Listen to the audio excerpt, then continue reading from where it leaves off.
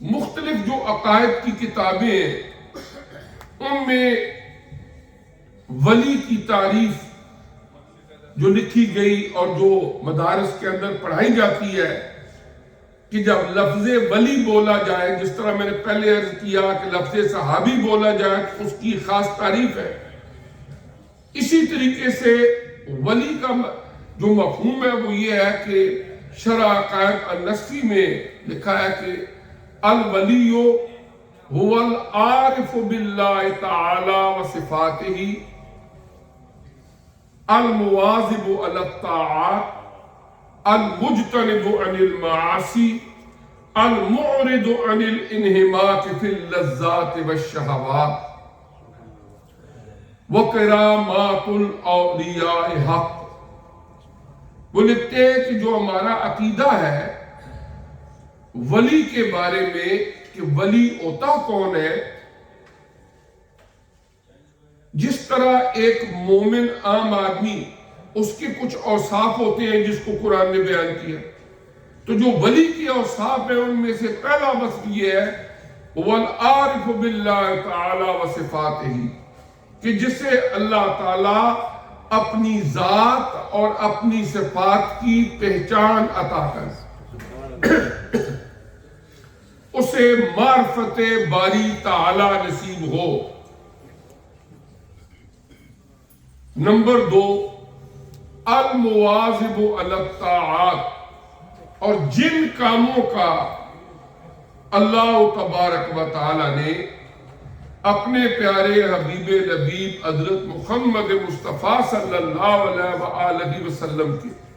ذریعے ہمیں کرنے کا حکم دیا ہے، جو فرائض ہیں، جو واجبات ہیں۔ المواظب علی الطاعات، جو اللہ کے ولی ہوتے ہیں وہ ان تمام اعمال خیر کو، فرائض کو ادا کرتے ہیں۔ مثال کے طور پر نماز فرض ہے، اگر دانستہ طور پر کوئی بندہ تارک صلاۃ ہو، فرائض کا تارک ہو، تو اگر کوئی آدمی بحیثیت مسلمان اس کے باوجود یہ سمجھتا ہے کہ چلو یہ جو بھی ہے بہت پہنچا ہوا ہے، بہت بڑا ولی ہے، اسلام کے اندر ایسی کوئی ولایت نہیں۔ کچھ لوگ ایسے ضرور ہوتے ہیں جن کو تصوف کی اصطلاح میں مجذوب سالک کہا جاتا ہے، کہ وہ اللہ تعالیٰ کا ذکر کرتے ہوئے ان کی اوپر ایک ایسی کیفیت طاری ہو جاتی ہے کہ وہ مجذوب بن جاتے ہیں، لیکن وہ کروڑ ہاں میں سے کوئی ایک ہوتا ہے، اور اس کی پہچان بھی کوئی اللہ کا ولی ہی کر سکتا ہے کہ یہ مجذوب ہے۔ ادروائز جتنے بھی اللہ تعالیٰ کے نیک برگزیدہ بندے ہیں جن کو اولیاء کہا جاتا ہے، ولی کی پہچان یہ ہے کہ وہ شریعت اسلامیہ کے احکامات کے پابند ہوتے ہیں۔ ہمارے پیارے نبی حضرت محمد مصطفیٰ صلی اللہ علیہ وآلہ وسلم، آپ نے اپنی مبارک زندگی کے آخری ایام تک، جب تک وجود میں طاقت رہی اور مسجد میں آ سکتے، ایون کے صحابہ اکرام بعض اوقات پکڑ کے بھی لاتے جب آپ کو سخت بخار تھا، اور حضرت ابو بکر صدیق رضی اللہ تعالی عنہ کو آپ نے فرمایا کہ آپ لوگوں کو نماز کی امامت کرائیں۔ جب کمزوری تھی صحابہ نے عرض کیا کہ ہمیں کون نماز پڑھائے؟ فرمایا مرو ابا بکر فلیصلی بالناس، کہ ابو بکر صدیق رضی اللہ تعالیٰ عنہ کو وہ آ کے نماز کی امامت کرائے۔ تو کچھ نمازیں وہ ہیں کہ حضور صلی اللہ علیہ وآلہ وسلم نے ادا فرمائی، اور حضرت ابوبکر صدیق رضی اللہ تعالیٰ عنہ امامت کر رہے تھے حضور علیہ السلام کے حکم کی تعمیل کرتے ہوئے۔ تو جب آپ نے آخری وقت تک کوئی نماز نہیں چھوڑی اور پوری کوشش کی مسجد میں جا کے نماز ادا کرے، اور کون ہو کہ جو نماز تک کی ادائیگی نہ کرے اور پھر وہ پیر ہونے کا، شیخ ہونے کا یا ولی ہونے کا کوئی دعویٰ کرے۔ اسلام کے اندر پہلا وصف جو بیان کیا گیا کہ اسے اللہ تعالیٰ اپنی ذات اور صفات کی پہچان عطا کرے، معرفت باری تعالیٰ اس کو نصیب ہو۔ دوسری بات جو میں نے عرض کی، المواظب والطاعات، کہ جن کاموں کے کرنے کا حکم دیا گیا وہ ان کی پوری پابندی کے ساتھ تعمیل کرے۔ تیسرا وصف، المجتنب عن المعاصی، وہ کام جو گناہ والے کام ہیں، خصوصاً حرام کام ہے، ان حرام کاموں سے وہ بچنے والا ہوتا ہے۔ اللہ تعالیٰ انہیں محفوظ فرما لیتا ہے گناہوں میں مبتلا ہونے سے، اور اگر کوئی کمی کوتاہی انسان سے ہو بھی گئی فوراً وہ اللہ تعالیٰ سے توبہ کرتے ہیں، معافی مانگتے ہیں، لیکن گناہ کو اپنی زندگی کا شعار نہیں بنا۔ انسان کمزور ہے، اسے کمی کوتاہی گناہ ممکن ہے، لیکن اگر کسی سے کوئی گناہ ہو گیا اور فوراً اللہ تعالیٰ سے معافی مانگے، لیکن گناہ کو اپنا وتیرہ نہیں بنا۔ پھر اس کے بعد فرمایا کہ المعرض عن الانہماک فی اللذات والشہوات، اللہ تعالیٰ نے جب انسانی باڈی کو، وجود کو پیدا کیا تو قرآن فرماتا ہے فَأَلْهَمَهَا فُجُورَهَا وَتَقْوَاهَا، اللہ تعالیٰ نے اس میں ایک طرف تقوی اور پرہیزگاری کے اوصاف رکھے اور ایک طرف ہمارے اندر فسق و فجور میں مبتلا ہونے کے بھی اثرات رکھے۔ ہماری جو باڈی ہے، ہمارا جو وجود ہے، اس کے اندر یہ دونوں عنصر موجود ہیں، فَأَلْهَمَهَا فُجُورَهَا وَتَقْوَاهَا، ہم فسق و فجور میں مبتلا بھی ہو سکتے ہیں، تقوی اور پرہیزگاری بھی اختیار کر سکتے ہیں، اور دنیا کی زندگی میں یہی ہمارا ٹیسٹ ہے کہ آیا ہم اپنے آپ کو سنبھال کے تقوی اور پرہیزگاری کے راستے پر گامزن کرتے ہیں یا فسق و فجور کے اندر مبتلا ہو جاتے ہیں۔ اب فسق و فجور میں مبتلا کرنے کے لیے ہمارا نفس امارہ ہر وقت ہمیں برائی کی طرف دعوت دیتا ہے، شیطان ہر وقت انسان کو گناہ کی طرف لگانے کی کوشش کرتا ہے، لیکن اس سے بچاؤ کا جو طریقہ ہے، اللہ تبارک و تعالیٰ نے ہر دور کے اندر اپنے ایسے نیک برگزیدہ بندے بھیجے جو لوگوں کو صراط مستقیم پر گامزن کرتے رہے، اور جہاں وہ تعلیمات نبوت کو لوگوں کو سکھاتے رہے، وہ اللہ کریم نے ان کے قلوب سے آگے برکات نبوت کو بھی تقسیم کیا، اور انہوں نے لوگوں کو ذکر اذکار سکھایا۔ اور جتنے بھی ہمارے سلاسل طریقت ہیں ان کے اندر ایک کمبائن چیز یہ نظر آتی ہے کہ ہر سلسلہ طریقت کے اندر کثرت کے ساتھ اللہ تعالیٰ کو یاد کرنے کی تلقین کی جاتی ہے۔ ذکر کے کئی طریقے ہیں، ذکر جار بھی ہو سکتا ہے، ذکر خفی بھی ہو سکتا ہے، ذکر پاس الفاظ بھی ہو سکتا ہے، لیکن یہ بات مسلمہ ہے، قرآن پاک میں سینکڑوں جگہوں پر اللہ تعالیٰ نے بار بار ہمیں حکم دیا کہ تم اللہ تعالیٰ کو یاد کیا کرو۔ اور صوفیاء کرام، بزرگان دین، انہوں نے جب کسی اللہ کے بندے کے پاس بیٹھ کے اللہ اللہ کرنا سیکھا تو یہی اللہ تبارک و تعالیٰ نے انہیں دل کی صفائی عطا فرمائی، وجود کی صفائی عطا فرمائی، اور پھر جب دل کے اندر تزکیہ نفس ہو جاتا ہے، پاکیزگی آ جاتی ہے، تو پھر ہی صحیح معنوں کے اندر اللہ تبارک و تعالیٰ توفیق دے دیتے ہیں کہ بندہ اسلام کے احکامات پر عمل کر سکتا ہے۔ قرآن نے فرمایا کہ یہ نماز بہت بھاری ہے، سخت ہے، الا علی الخاشعین، لیکن جو خاشعین ہیں، جو متقین ہیں، ان کے لیے یہ بھاری نہیں ہوتی، اس لیے کہ جب دل کے اندر اللہ تبارک و تعالیٰ کے ذکر کی وجہ سے وہ ایک رقت، وہ نرمی اور اللہ کی محبت کا جذبہ پیدا ہو جاتا ہے، اللہ کے پیارے رسول صلی اللہ علیہ وسلم کی محبت اور اطاعت کا جذبہ پیدا ہو جاتا ہے، پھر یہ عبادات بوجھ نہیں لگتی بلکہ بندہ ان کو انجوائے کرتا ہے. اور اگر اندر آلائشیں ہوں، اندر انسان کے صفائی نہ ہو، جس طرح کہ آقا علیہ السلام نے فرمایا بندہ ایک گناہ کرتا ہے، ایک بلیک ڈاٹ، ایک سیاہ نقطہ اس کے دل پہ لگ جاتا ہے، دوسرا گناہ کرتا ہے پھر ایک سیاہ نقطہ لگ جاتا ہے. اب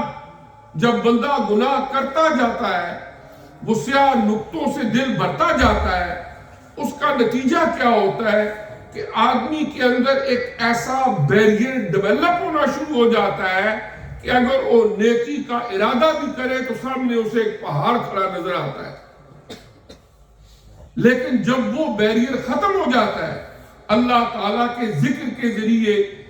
آدمی اپنے دل کو صاف کر لیتا ہے، گناہ سے توبہ کر کے آئندہ تہیہ کر لیتا ہے کہ میں نے گناہ کی طرف نہیں جانا، تو پھر اللہ تبارک و تعالیٰ اس کے لیے ان عبادات کی ادائیگی آسان فرما دیتے ہیں. اور حضور علیہ السلام کا ایک ارشاد گرامی ہے، آپ نے فرمایا کہ یہ جو انسان کا دل ہے یہ بھی زنگ آلود ہو جاتے ہیں، جس طرح کے لوہا زنگ آلود ہو جاتا ہے. لیکن جس طرح لوہے کے اوپر کوئی زنگ لگ جاتا ہے، اس کو اتارنے کا کوئی نہ کوئی طریقہ ہوتا ہے، اور دلوں پر جب گناہوں کا زنگ لگ جاتا ہے تو اس کے اتارنے کا طریقہ اللہ کا ذکر ہے، اللہ تبارک و تعالیٰ کی یاد ہے. ہم 5 وقت کی جو نماز پڑھتے ہیں یہ بھی اللہ کا ذکر ہے. لیکن قرآن پاک میں بار بار اس سے ہٹ کے بھی مختلف اذکار کی تلقین کی گئی. احادیث مبارکہ کے اندر بھی مختلف اذکار بتائے گئے، صبح کے اذکار، شام کے اذکار، ہر نماز کے بعد کے اذکار، جس طرح یہ آپ کے سامنے لکھا ہوا ہے مختلف مسنون اذکار. کہ جب بندہ ان اذکار کو پڑھتا رہتا ہے، اس سے کیا ہوتا ہے کہ وہ آلائشیں دل کے اوپر جو آ رہی ہوتی ہیں کسی گناہ کی وجہ سے، وہ آہستہ آہستہ جھڑتی رہتی ہے. ان هذه القلوب تستو كما يستو الحديد، کہ دلوں پر بھی زنگ لگ جاتا ہے جس طرح کے لوہے کے اوپر زنگ لگ جاتا ہے. اور اس کو اتارنے کا طریقہ کیا ہے؟ اللہ تبارک و تعالیٰ کا ذکر. قرآن پاک کے اندر اللہ تعالیٰ نے سینکڑوں مقامات پر ہمیں یہ حکم دیا کہ تم دنیا کی زندگی میں اللہ تعالیٰ کو یاد کرتے رہنا. اور ایک مقام پر تو فرمایا فَاذْكُرُونِي أَذْكُرْكُمْ، کہ تم مجھے یاد کرو میں تمہیں یاد کروں گا. تم مجھے یاد کرو میں تمہیں یاد کروں گا. حضرت سفیان ثوری رحمت اللہ علیہ تابعین میں سے گزرے ہیں، وہ منبر پہ بیٹھ کے فرمایا کرتے کہ جس وقت میرا اللہ مجھے یاد کر رہا ہوتا ہے تو مجھے پتا ہوتا ہے کہ اس وقت میرا اللہ مجھے یاد کر رہا ہے. تو ایک دفعہ کسی نے پوچھا کہ آپ کو کیسے پتا ہوتا ہے کہ اس وقت اللہ آپ کو یاد کر رہا ہے؟ انہوں نے قرآن کے اندر سے یہ دلیل دی کہ پہلی بات اللہ فرماتا ہے لا یخلف المیعاد، وہ وعدے کے خلاف نہیں کرتا، وہ وعدہ کر لے اس کو پورا کرتا ہے. اور دوسرا اس نے وعدہ کیا ہے فَاذْكُرُونِي أَذْكُرْكُمْ، تم مجھے یاد کرو میں تمہیں یاد کروں. اور جب ہم اللہ کو بیٹھ کے یاد کرتے ہیں اس وقت اللہ تبارک و تعالیٰ کی ذات ہمیں یاد کرتی ہے. اور اللہ کا یاد کرنا کیا ہے؟ آپ دیکھیں اگر ایک بندہ 10 منٹ بیٹھ کے اللہ کا ذکر کرتا ہے، اس کے دل پر جو ایک اطمینان قلبی آتا ہے، اس کو ایک سکون ملتا ہے خاص قسم کا. یہ وہی اللہ تبارک و تعالیٰ کی طرف سے ریوارڈ ہے، اجر ہے. وہی اللہ تبارک و تعالیٰ کا یاد کرنا ہے کہ وہ بندے کو اطمینان اور سکون دیتے. دنیا کی زندگی میں اگر آپ غور کریں، انسان جتنی بھی جدوجہد کرتا ہے، محنت کرتا ہے، کوشش کرتا ہے، اس میں ایک بڑی چیز یہ ہوتی ہے کہ اس کو سکون ملے. یہ جتنے آپ دیکھیں گے ہر کارنر کے اوپر کوئی پب کوئی کلب کوئی کیا کوئی چیزیں بنی ہوتی ہیں، بنیادی طور پر ان کا مقصد بھی یہی ہوتا ہے کہ بندہ کوئی ایسا گوشہ ملے کہ جب تھکا آ رہا آئے وہاں جائے، وہاں اس کو سکون ملے۔ لیکن اللہ تبارک و تعالیٰ نے قرآن عزیز میں ایک فارمولہ ہمیں بتایا سکون کا، الا بذکر اللہ تطمئن القلوب، کہ اگر تمہیں دلوں کا اطمینان سکون چاہیے، اس کا ایک ہی طریقہ ہے کہ تم اللہ تبارک و تعالیٰ کو یاد کرو۔ اگر یہ ایک طریقہ جس پر لگتا بھی کچھ نہیں، آرام سکون میں کسی گوشہ تنہائی میں بیٹھ کے تم اپنی گردن جھکا لو دل کی طرف، اللہ کو یاد کرو، یہ سوچ کے کہ اللہ مجھے دیکھ رہا ہے، اللہ مجھے سن رہا ہے، اللہ میرے ساتھ ہے۔ یہ تین تصور اپنے ذہن میں رکھ لیں کہ اللہ میرے ساتھ ہے، وہ مجھے دیکھ رہا ہے اور مجھے سن رہا ہے، اور اس اللہ تعالیٰ کے نام کا تصور کر کے آپ اس اللہ تعالیٰ کا ذکر کریں 5 منٹ 10 منٹ، تو وہ سکون اللہ تعالیٰ عطا فرماتے ہیں کہ جو دنیا کے اندر انسان بہت کچھ خرچ کر کے بھی نہیں پا سکتا۔ اور پھر آج تک دنیا کے اندر جس نے اس فارمولے کو چھوڑ دیا اور ادھر ادھر سکون تلاش کرنے لگا، کوشش ضرور کی لیکن ملا نہیں، اس لیے کہ ہمارا وجود اللہ میڈ ہے۔ یہ سر کے بالوں سے لے کر پاؤں کے ناخنوں تک جو باڈی نظر آ رہی ہے ہماری، یہ کسی بندے کی بنائی ہوئی نہیں ہے، یہ اللہ تبارک و تعالیٰ نے بنائی۔ اور قرآن پاک کے اندر ایک پانی کے قطرے سے لے کر، جمے ہوئے خون سے لے کر، گوشت کے لوتھڑے سے لے کر، ہڈیاں بنانے سے لے کر، روح پھونکنے تک، اور پھر دنیا کے اندر ڈیلیوری تک، ان تمام پروسیس کو اللہ نے بیان فرمایا کہ کس طرح ہم نے انسان کی تخلیق کی ہے۔ بنانے والا وہ ہے، اور بنانے کی پوری پروسیسنگ جو ہے اس کو بھی اللہ نے قرآن کی آیات بنا کے قرآن عزیز میں نازل کر دیا آقا علیہ السلام کے قلب اطہر پر کہ میں نے انسانی وجود کو بنایا ہے۔ تو عام سی بات ہے کامن سینس کی کہ بنانے والا ہی بہتر جانتا ہے کہ جو پروڈکٹ میں نے مینوفیکچر کی ہے اس کو کیسے چلنا چاہیے۔ اگر کوئی بھی بندہ دنیا کا اس پروڈکٹ کو اپنی مرضی سے چلانے کی کوشش کرے گا کہ پیمنٹ میں نے کی ہے، میں نے خرید لیا ہے، میں اب گھر لے آیا ہوں، یہ میرے نام ہو گئی ہے، اب جو میرا دل کرے میں کروں، اگر مینوفیکچرر جو ہے ان کی انسٹرکشنز کو چھوڑ دے گا تو لازماً خرابی ہوگی۔ ہم میں سے اکثر و بیشتر سارے گاڑی چلاتے، آپ ایک گاڑی خریدتے ہیں جا کے مرسیڈیز، وہ کہتے ہیں یہ ڈیزل ہے، آپ کہیں میں نے خریدی، میں نے پیمنٹ کی، اب یہ میرے نام رجسٹرڈ ہو چکی ہے، میں نے اس میں پیٹرول ڈالنا ہے، کیروسین آئل ڈالنا ہے، میں نے اس میں اندر پانی ڈالنا ہے جو میرا دل کرے۔ تو مینوفیکچرر نے جو بات کہی تھی اگر اسے چھوڑ دیا اس کے اندر خرابی ہونا obviously ہر بندہ سمجھ سکتا ہے۔ تو ہمارے ہاں جو بے سکونی اور خودکشیاں اور اس قسم کے حالات اور یہ ساری چیزیں اس کی بنیادی وجہ یہ ہے کہ انسان اس نقطے کو بھول جاتا ہے کہ میں آج خود نہیں بنا، مجھے کوئی بنانے والا ہے، اس نے مجھے ایک خاص مقصد کے لیے تخلیق کر کے تھوڑے وقت کے لیے یہاں پر بھیجا ہے، اور پھر میں نے اپنے اصل گھر کی طرف واپس لوٹ کے جانا ہے۔ اور جو وقت میں نے یہاں گزارنا ہے اگر میں اس کی ہدایات کے مطابق گزاروں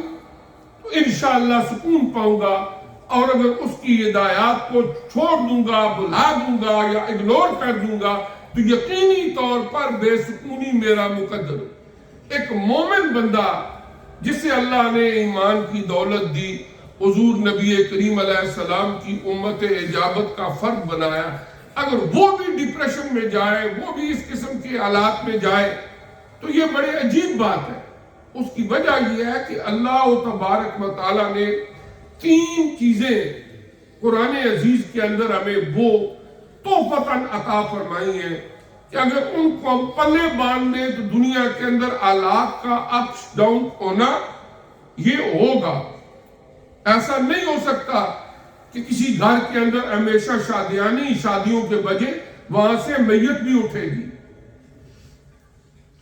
لوگ پریشان بھی ہوتے ہیں، کاروبار میں بھی نقصان ہو جاتے ہیں، جاب لیس بھی ہو جاتے ہیں، کئی طرح کی پریشانیاں دنیا کی زندگی میں لوگوں کو آتی رہتی ہیں. یہ انسانی زندگی کا حصہ ہے، اس سے ہم جان نہیں چھڑا سکتے. خوشی کے ساتھ دنیا میں ہزاروں غم بھی ہوتے ہیں، جہاں بجتی ہیں شاہنائیاں وہاں ماتم بھی ہوتے ہیں.